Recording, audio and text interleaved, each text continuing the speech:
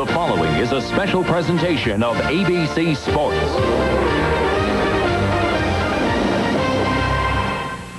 The title of national champions of college football has been claimed over the years by many of the great universities of the country. These teams are now part of the history of the game. But this season's national champion has yet to be decided. Notre Dame was the nation's top team last year, and they held that ranking late into the season, until the University of Miami brought down the Fighting Irish with a convincing 27-10 win that elevated the once-beaten Hurricanes to a, number 2 ranking in the national polls. The Crimson Tide of Alabama is the nation's 7th-ranked team.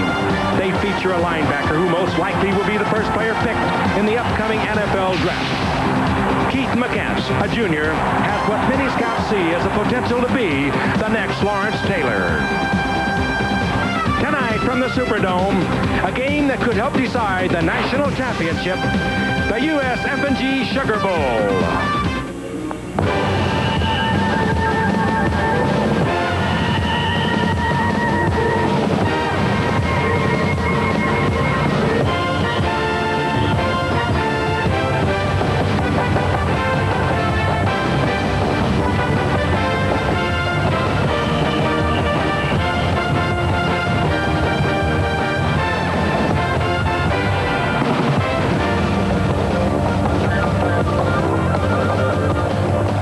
Superdome in New Orleans, Louisiana. Sellout crowd, 76,000. The Miami Hurricanes and the Alabama Crimson Tide. It'll be wild here this evening, a partisan Alabama crowd, because they are the tri-champions of the Southeast Conference, and, it'll be heavily partisan towards Alabama. But in any event, good game. We're glad you're with us. We feel this game could have a major influence on a national obsession. Who is number 1? The Miami Hurricanes, of course, are ranked number 2.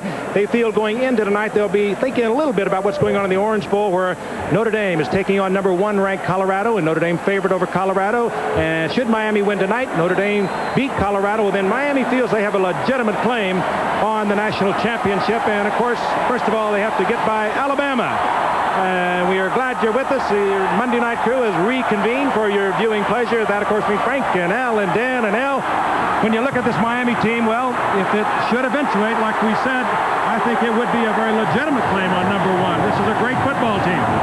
There is no question that they feel, whether they win or lose tonight, they should be the team of the decade. And why not? This is a team that won only 38% of its games in the 1970s, but 83% in the 1980s. And you think about Miami, the names, of course, that come to mind in recent years: Jim Kelly, Bernie Kosar, Vinny Testaverde, Steve Walsh, a great recent quarterback tradition. They've got a good one right now in Craig Erickson.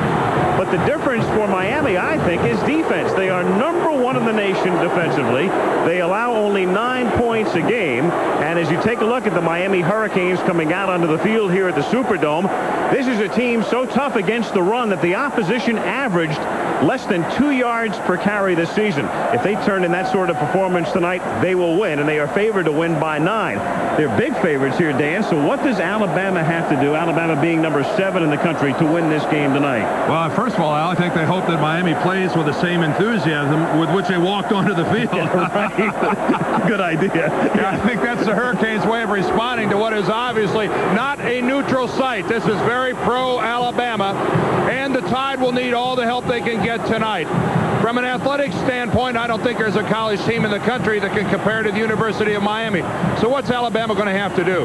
Well, first of all, they're going to have to take some chances offensively and defensively. They're probably going to have to blitz more than they're used to doing to try to pressure the Cane offense. And secondly, they're probably going to have to throw the ball a little more than they would like. And to do so effectively, they have to protect their quarterback, Gary Hollingsworth, against the finest front 4 in college football. Can they do it? Can they use this crowd? It'll be an uphill battle for the Tide tonight. We'll return to the Superdome here in New Orleans for the USF&G Sugar Bowl, and a wild crowd right after this.